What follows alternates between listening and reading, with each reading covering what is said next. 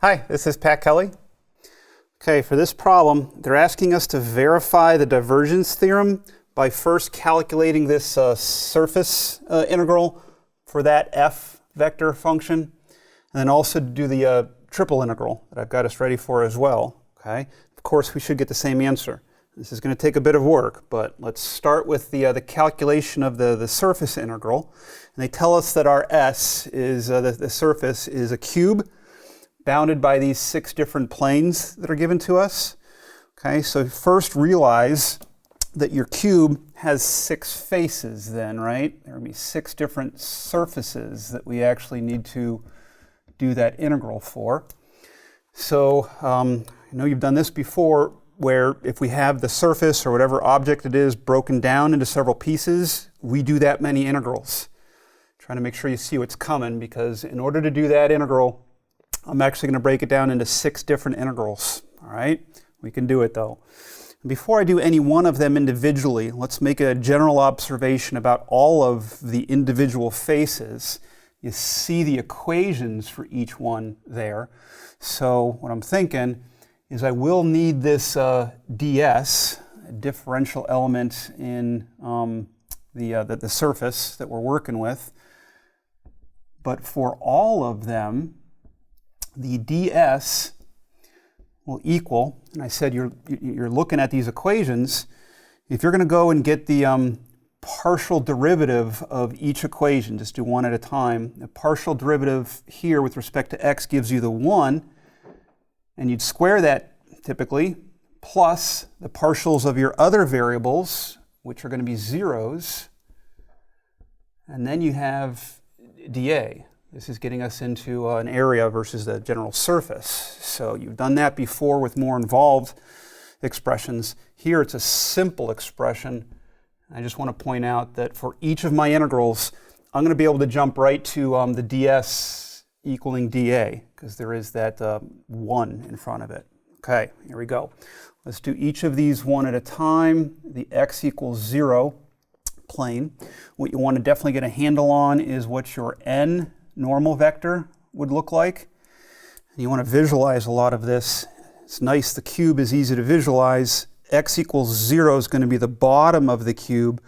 So you know, I hope you know, in the plane that's either x equals 0 or x equals 1, your normal is going to be in the I direction, okay? The I vector, and nowhere else. You don't have a j or a k. But since we're on the bottom of the cube, your direction is going to be downward then, shooting out of the cube. So this is going to be a minus I, okay? So then we're ready to, if you're looking at the pink formula, the f dotted with the n vector, easy to manage at this point, because I've got my f function staring at me. In this case, my n is just the I component, so you have a minus 2x. Okay, everything else blanks out to 0 because of the lack of j and k. All right, so that's good. It gets even better for me though here, because now I plug in the specific value of x, which is 0 in this case. And what that tells me then is that this integral, that f dot n ds just ends up equaling 0, right? Because of that 0 there. Okay, good. 1 surface down, still got 5 more to go. Let's go in order. X equals 1. Very similar reasoning right down the line. This is going to be I in the positive direction. When I go to do my dot product this time, this times that will give me a positive 2x. When I go to get my integral, this will give me 2, plugging in the x equals 1, so I'll just get a 2, and then my dA. Okay, and so now what I want to do with this one, because something survived, is let's get that in terms of our variables. And if I'm at the x equals 1 plane, my dA only involves y and z. Okay, so my y and z, they each go from 0 to 1. This is a unit cube. And my 2 is my only integrand there. So dy dz, order actually won't matter. Let's try to do some integration here. This is actually not too involved. because that 2 would be a 2y, but then we plug in the 1, and we get a 2, subtract 0. You end up with a 2 again inside when you go to integrate with respect to z. Do that, and you get 2z, plug in the 1, plug in the 0, you should get 2. Okay. Skipping a little bit, but you'd be able to fill in those steps and get the exact same value there. Let me try to move on and get my y equals 0. That normal vector, this time it's going to be in the j direction. Y equals 0 again, that's going to be like the left side of this cube, so it's going to be a negative. So my dot product here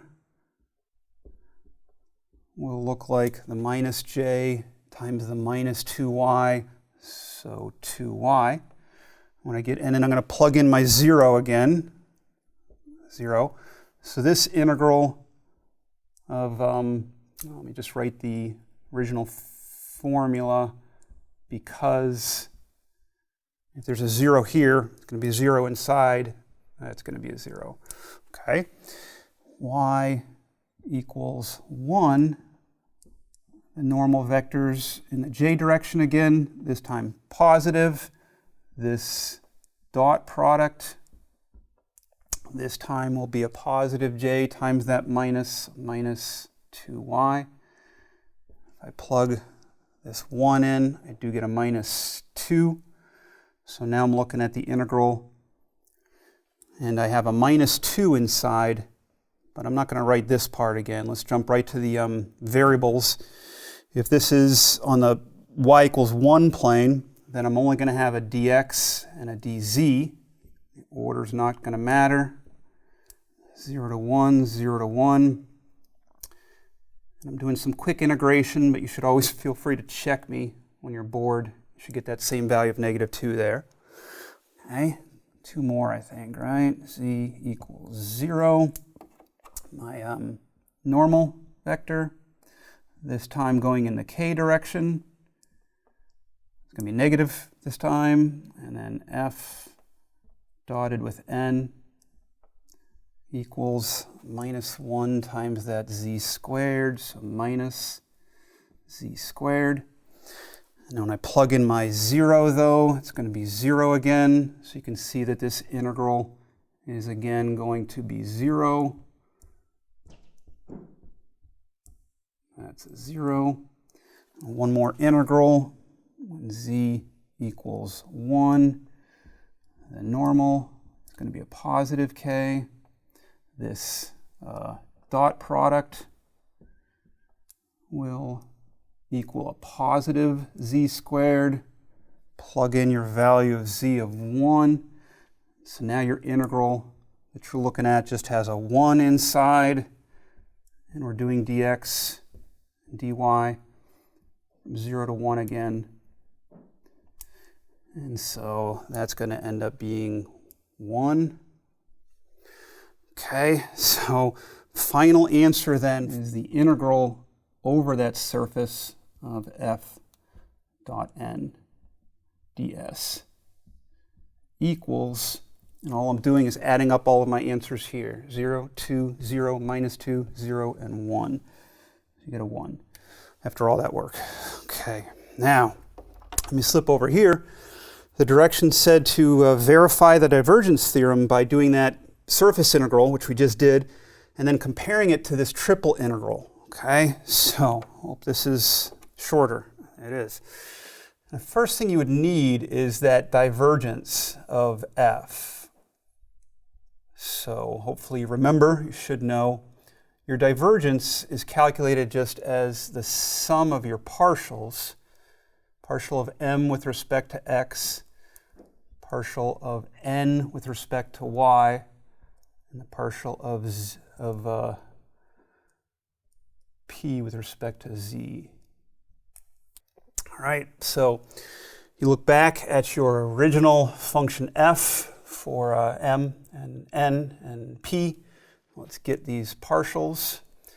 Partial of m with respect to x is 2, plus the partial of n with respect to y is a minus 2, actually 2 minus 2, and then plus this partial of p with respect to z gives me a 2z. So this just ends up being 2z. Okay, so this 2z is my divergence of f, which means from this triple integral, that's my only integrand is the 2z. Then I integrate with respect to each of the variables, and since what's inside involves z, it might make sense to do dz first when I integrate. The order doesn't really matter, especially with y and x. But then your limits of integration, this is nice again, we had our unit q because everything's going from 0 to 1. Okay. And you can do some pretty quick integration here too, I think, because this goes up to z squared. Let's do our x and our y, get them ready. But this goes up to z squared, and then you're plugging in a 1 and subtracting what happens when you get a 0, so you're just getting 1. So you end up with just dy dx. Okay. And this equals, this integral would just be y, plug in a 1, plug in a 0, and you get 1 again. You get that, and then you just get that. That's your answer. You're done.